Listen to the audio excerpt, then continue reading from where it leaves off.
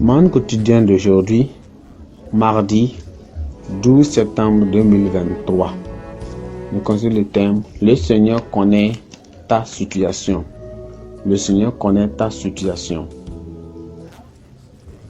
Prions. Père, nous te remercions, te glorifions aujourd'hui pour ta parole. Tu connais notre situation. Lead-nous à reconnaître vraiment que tu connais notre situation. Merci car tu nous as exaucés. Au nom précieux de Jésus, nous avons prié. Amen. Test. Deuxième roi chapitre 14, nous allons partir du verset 17. Deuxième roi chapitre 14, nous allons partir du verset 17 jusqu'au verset 28.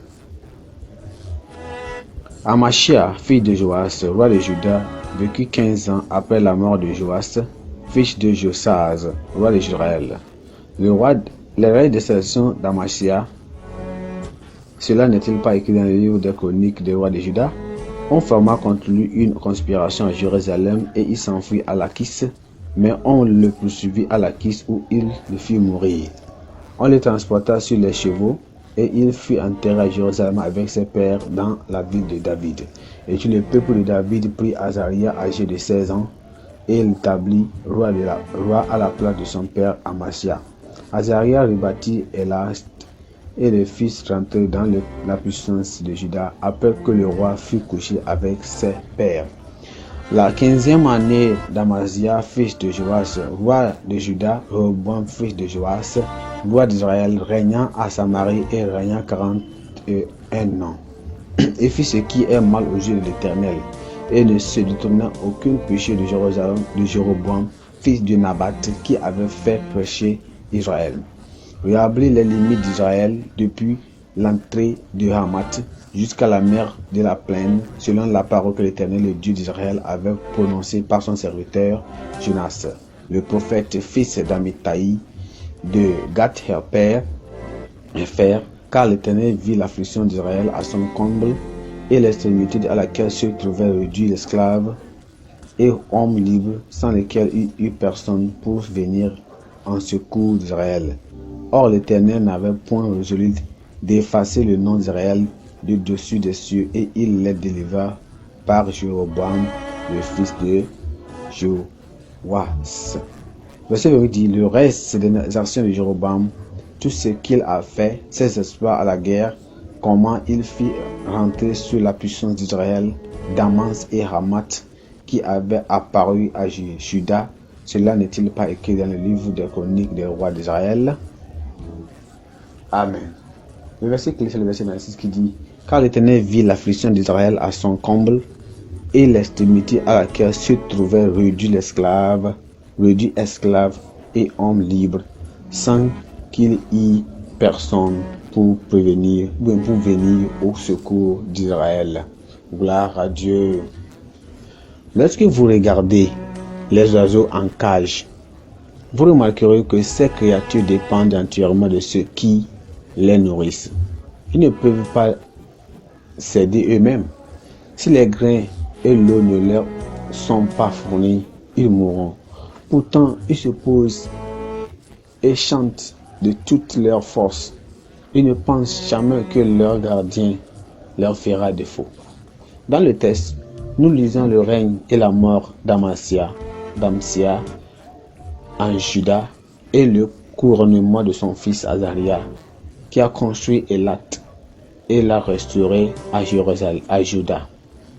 Sous le règne de Jéroboam, le deuxième, fils de Joas, il fut mal aux yeux de l'Éternel, mais il fut utilisé pour restaurer les frontières d'Israël depuis l'entrée de Hamath jusqu'à la mer de la plaine.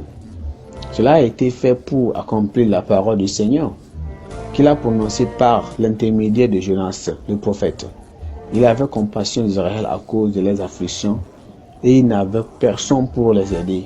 Cela étant, Dieu a utilisé Jéroboam pour restaurer les frontières afin qu'Israël puisse revenir et habiter le pays sans crainte.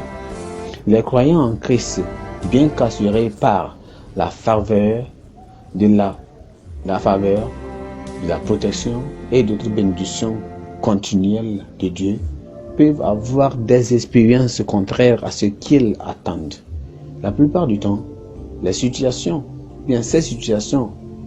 orageuses sont orchestrées par le diable pour détourner leur attention de ce que le Seigneur les a ordonné de faire et tout pour détourner le plan de Dieu pour leur vie. Le Seigneur, dans sa connaissance et sa miséricorde infinie, a mis à notre disposition de nombreuses promesses dans la Bible auxquelles nous pouvons nous accrocher en période de turbulence. Nous devons faire confiance au Seigneur et compter sur ses précieuses promesses, quoi qu'il arrive. Rappelez-vous, Dieu connaît votre situation. Sa puissante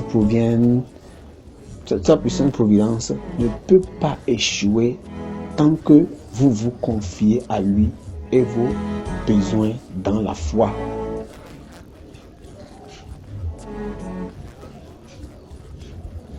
Pensée du jour. La providence de Dieu ne fait jamais défaut à ses enfants.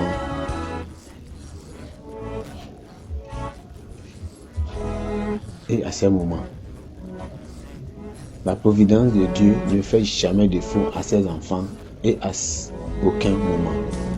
La Bible en un an. Nombre chapitre 8 jusqu'au chapitre 10. Prions. Père, nous te bénissons, nous te glorifions aujourd'hui pour ta parole. Seigneur, je sois la gloire et l'honneur pour cette parole. Nous te louons pour ta voix et ta sagesse. Seigneur, nous demandons de nous aider et Seigneur, à ne jamais nous tromper et à ne jamais remplacer la justice par les dons pour les exploits pour Dieu et l'humanité. Nous demandons la grâce de tenir le voyage de notre vie dans la justice et de ne pas dérailler. Nous prions, Seigneur, pour la compréhension et la restauration des ministres, des leaders, des pasteurs, Seigneur, qui ont regardé, qui sont déjà trompés par le pouvoir, les postes, les dons et les exploits. Seigneur, merci, car tu nous as exaucés. Au nom précieux de Jésus, nous avons prié. Amen.